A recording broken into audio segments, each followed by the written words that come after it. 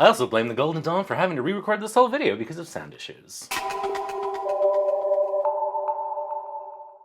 This week we're talking about the High Priestess, and this is a card that I struggled with so much when I was learning. And it took me a really long time to figure out any way of interpreting the card that made sense in real life. So hopefully I'll be able to pull back the High Priestess's veil for you today and unlock that card a little bit. The thing about the Golden Dawn is they were essentially a Gnostic Catholic organization with some stolen Judaism pulled in for kicks. They were all about secrets. They were all about coming up with secrets, protecting those secrets, and revealing those secrets to people who they felt earned it. It's actually kind of amazing that Waite ever made this tarot deck, and probably shows what a shrewd businessman he was, because he knew people would want to buy it, even though he didn't actually believe in divination. Their whole thing, Waite's whole thing, was really about holding back. And I think that's one reason why when you try to read the pictorial key, it's kind of convoluted. Waite had a circuitous, inscrutable style meant to demonstrate how smart he is. He's basically like a modern-day grad student. But part of what he was doing was tantalizing you with information that you could have, if only you were closer to the deities, you know. The High Priestess sort of sums that up for me, and does for a lot of people. It's a card that, for many folks, is all about mystery, all about the unknown, all about what is held back from you. It's a pain in the ass, honestly. Because tarot is not about that, or at least divination isn't. It's about knowledge. It's about information. It's about understanding what we don't understand. How can you do that with a card or even a system that's meant to keep things from you? And so the thing about this card is that it used to drive me nuts. I had grown up in a mystery religion, the Catholic Church, and at the time I found tarot, I was really trying to break free from all of that dogma and anything that was blocking me from understanding the world and myself better. One of many reasons why I left. As a budding little rebel, I didn't like the idea of anyone who had information that could help me holding it back. To me, that just felt fucked up. And the card, when it showed up in a reading, would really trigger this frustration because it would remind me of all the things that had irked me about the religion of my youth. And I had to find a way to parse that card and to make it make sense in a reading. And finally I did. And it was a bit of a journey. And I'm going to tell you about that now. Before I do, I just want to mention that in the cards that are coming up, this one, the High Priest, I'm sorry, this is the High Priestess. This one, the Empress and the Emperor, there's going to be some conversation about gender. And so I just want to put this up front because I do not believe that any of the cards represent any particular gender assignment or experience. But I do know, historically, that the card comes out of a patriarchal religious tradition. And that is a tradition that still impacts us today. Today, we still live with the patriarchy and its misogynistic consequences. They impact all of us every day. And we can actually use that to our advantage in the tarot because it can help us understand contextually the experience of a card, the metaphor of the card. What is the card describing? And so as I begin to talk about these cards through a gendered lens, what I'm doing is taking these old images and demonstrating how misogyny and patriarchy can inform ways of reading that card because we're still experiencing misogyny and patriarchy, if that makes any sense. So I'm certainly not advocating for patriarchy, but I'm exploring the ways in which the patriarchy can impact the metaphor of the card. And hopefully as I explore more, you'll see what I mean by that. Now, for a long time, because of my relationship to that card, I always read it negatively. It had no positive associations. But if you've watched any of my videos, you know that I'm a big fan of the cards always being neutral. There has to be something in the card that speaks to both positive and negative situations in life. And so here's where we start getting into the gender stuff. At some point, I realized that the High Priestess was a mean girl. So fetch. And this is a slightly problematic, maybe not even slightly, interpretation of the card, and I'm going to soften that as we go along. But what I understood was this card was the kid at the table saying, "And you can't sit with us." And that really worked well in readings because, as we're going to see, those people exist. There are gatekeepers in the world, and there are people who control what's cool and what's hip and who gets to sit where, you know. And maybe we don't want to sit with them. Probably most of us don't. But it helped me understand how to work with that card in the context of an experience. That when someone was getting this card in a reading, there was some sort of mean girl experience happening where they couldn't sit with the cool kids, or they were the cool kid telling someone you can't sit with us. And that was useful. As problematic as it is, because it ain't just mean girls, everybody can be nasty. Everybody can be a gatekeeper. Everyone can be problematic. So that's why it's a problem. But still a good movie.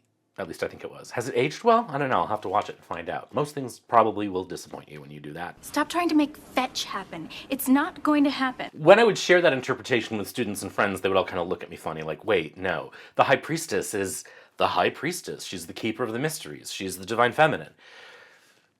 Cool. She's all of that, but that's not helpful in a lot of readings, right? We need to have an experience of the card that is life. As time went on, I started to understand that in a more neutral way. I started to understand it in a concept, a word that I've used a few times already, as a gatekeeper. And gatekeepers can be bad, oftentimes they are, but sometimes we need them. So the idea of the High Priestess as a gatekeeper helped me understand it in a less gendered, clearer way. It helped me understand that there are, in fact, people who can withhold from us access, information, money, anything. And there may or may not be good reasons for doing that. No, I'm withholding it. There's information sometimes that we're just not ready to hear. Tarot readings can do that a lot, which is one reason why a querent may react so negatively to one, because they're not ready to hear what you're telling them. And then there are other times where we need to be kept out of something for our own good. There's a reason there are bouncers at clubs, to keep kids from getting inside and making a mess of things. Adults got that well underhand. So gatekeeping exists. There are people and institutions whose job it is to create exclusivity. Sometimes it's necessary, although off the top of my head, I can't really think of a good example beyond the bouncer, right? But there are places maybe we shouldn't go and things maybe we shouldn't see. It's why we have ratings on movies, although those seem somewhat arbitrary these days, but it's an example, right? The other thing is that there are people in institutions who love exclusivity for the sake of exclusivity. And in a way, the Golden Dawn kind of was one of those organizations. The people who were members were fairly well off, moneyed, for the most part, privileged people who, as we talked about in The Magician, could afford to spend all day considering the grand mysteries of being. Their texts, their books, their decks were designed to be oblique so that the mortal of us couldn't quite understand them. It was exclusivity for the sake of exclusivity, for the sake of making those on the inside feel better than those on the outside. Not that secret organizations are all that popular, but you get what I'm saying. It's the same thing with Ivy League schools, right? They're designed to keep people out. Some people get in because they're legacy. Some people get in because they overcame a series of hurdles in order to achieve something. Other people get grandfathered in for various reasons. But they create a hierarchy of education. They are the wealthiest, the most famous, and the ones where the students are most sought after in the job market. I went to an off-brand, well, I shouldn't say that. I went to a school nobody's really ever heard of or hadn't at the time. I had a great experience, as much as you can have in undergrad, and I learned as much as I could have anywhere else. But the exclusivity of the Ivy League makes it so that I'm not as cool as someone who went to Yale, by some standards. That's kind of what we're talking about. And that's another thing about exclusivity and gatekeeping. It only matters if you care about those hierarchies. If you don't care about those hierarchies, then it doesn't matter if someone went to Yale. If you couldn't care less, and if you're a hiring manager and you don't care about the Ivy League, then that exclusivity doesn't mean anything anymore. So gatekeeping and exclusivity only are as powerful as we allow them to be. Isn't that an interesting thing? And so the High Priestess in that sense has limited power, because they can only gatekeep if we want to get inside of whatever it is they're keeping us from. It's worth remembering that both the High Priestess and the Hierophant can represent institutions. We'll talk about the Hierophant in that own video, but of course those are going to be very structured, patriarchal, hierarchical organizations. The High Priestess could represent non-patriarchal organizations, or organizations that are more fluidly structured. The High Priestess could represent organizations that are maybe cooperative or collaborative than hierarchical. But notice that I said non-patriarchal rather than anti-patriarchal, because it's important to know that there are people who are not patriarchs who can still uphold the patriarchy. So looking at the cards around the High Priestess in this case could tell you whether they're upholding the patriarchy or tearing it down. The High Priestess in the Tower, tearing it down. The High Priestess and the Pope, upholding it, right? The way that the cards play together tells you a lot about the character of, in this case, an organization or a person. You know, we have a justice on the Supreme Court right now who is very clearly interested in upholding the patriarchy. There are churches where, even though they're led by women, the elders, the board, are all men. There's an interesting documentary right now on HBO called The Way Down about just such a church. And there's some very fascinating issues of gender in that particular documentary, which, if you are interested in gender exploration studies, that is a good documentary to check out. And so for the High Priestess to represent anti-patriarchal organizations, we need cards to tell us that. Other ways you could tell how the High Priestess is behaving and who she is in service of or who she is leading is to look at the other cards around her. Now again, I'm using gendered language because I'm about to talk about the court cards, which again, I generally don't gender. But there are, as I said, times where we can take the struggles that we live with in the world and use them to understand the cards. So if the High Priestess is surrounded by queens and the Empress, that's a very anti-patriarchal, potentially, group. On the other hand, if the High Priestess is surrounded by kings or knights, probably a little more patriarchal, right? Although knights are interesting, because knights are really in service to queens, so however you interpret them could really be interesting. This is the thing that I tried to warn you about at the beginning, is that it's complicated to talk about gender and tarot because we have a much more nuanced understanding of it than we did when the tarot was created. But using our understanding of the fucked up history of the world can help us understand the way those fucked up things are still happening. If someone is asking for a reading about why they're not progressing at work, and you can see the patriarchy in the reading, then that's a pretty good example of why. And it doesn't just have to be gendered. If I am asking for that reading for myself, it might mean that I'm having trouble because I'm not serving the status quo of these patriarchs, of these elders, of these leaders. And that if I want to succeed or get ahead, then I have to uphold them or find somewhere that I can knock it down. Do you know what I mean? So we don't need to use the gender stereotypes as querent, but we can use them to help us unlock the way that isms, racism, misogyny, ableism, queerism, all of these things are existing in the world around us and could be showing us how it's impacting a querent. If that makes any sense. I hope it does. Another really cool thing about the High Priestess is that prior to the Golden Dawn getting their hands on it, the card was typically called the Papess or the Popess. There are some decks where the High Priestess and the Hierophant were replaced by Juno and Jupiter, but not worried about that right now. What I like about the High Priestess as the Popess is not so much the Pope Joan stories, although those are interesting and can definitely add color and shading, but the idea that in a world that is patriarchal, where the men have made the rules, the Popess exists in the deck even though she doesn't exist in real life. I'm taking a stretch here, but what I'm trying to point out is that that's not a job in the world, right? The Catholic Church, where the Pope lives, would never accept a Popess, at least not yet. So that's not a thing, but there she is in the deck. And what an interesting metaphor for being in the world today. Having to be something that people say doesn't exist. How many of us have felt that way in our lives? We're seeing it in the news a lot with trans people who are being attacked by TERFs and conservatives over their very humanity. But even less dramatic than that, just those times where we're trying to say, hey, I'm here, I exist, I have something to tell you. And to fight our beingness, to fight for our beingness, to demonstrate that we are here, that's something that happens in life too. And that's a really fascinating metaphor within the idea of the Popess being something that doesn't exist in the world, but being in the tarot and having to say, hey, I'm here, I exist, and you're going to have to reckon with me. That, I think, is a really cool nuance.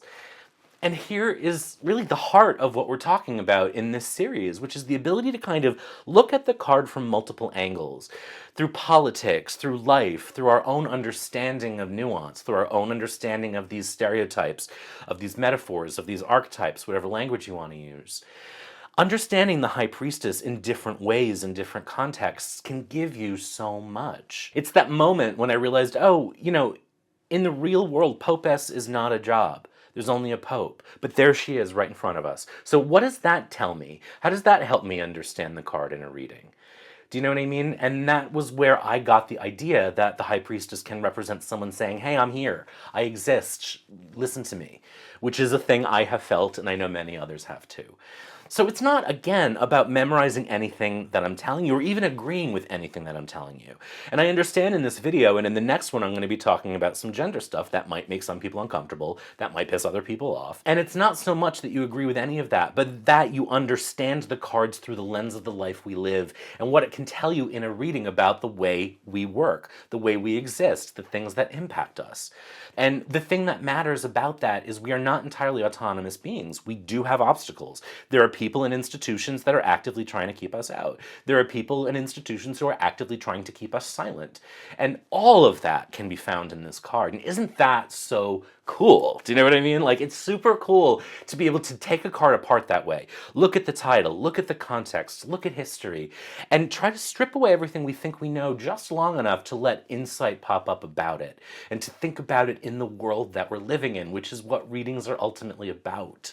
That's the thing that I want to drive home, is that it's about life. You can have all of that mystery, golden dawn stuff. You can have that.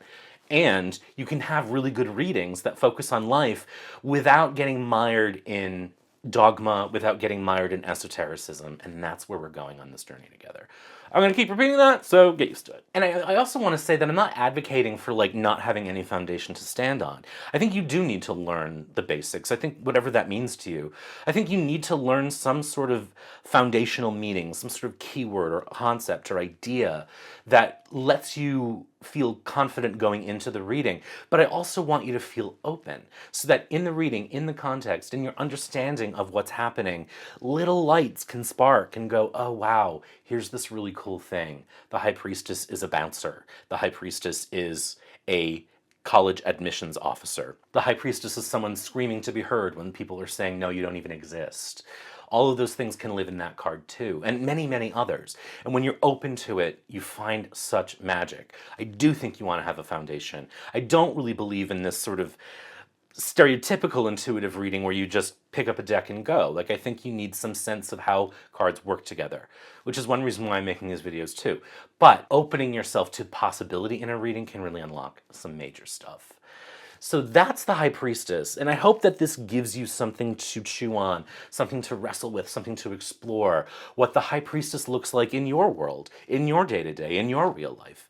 It doesn't have to be any of these things that I've talked about, and probably won't be. Some of the stuff just won't register for people. For others, you might be thinking, Jesus, how can you tear down everything that I know about the High Priestess in this way? Well, I'm a Chariot Tower and Aquarius Rising. That's what I do. It's my brand. But you don't have to tear apart all of that. If the High Priestess represents mystery, then what is the mystery in real life? Is it someone who's just so aloof and enigmatic that you can't figure them out? Is it you acting that way?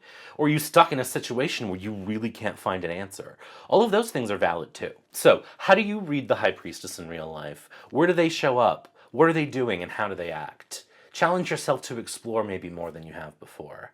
I hope this is interesting. I hope it's helpful. Be good. We'll see you next week for the Empress. Talk soon. That is so fat.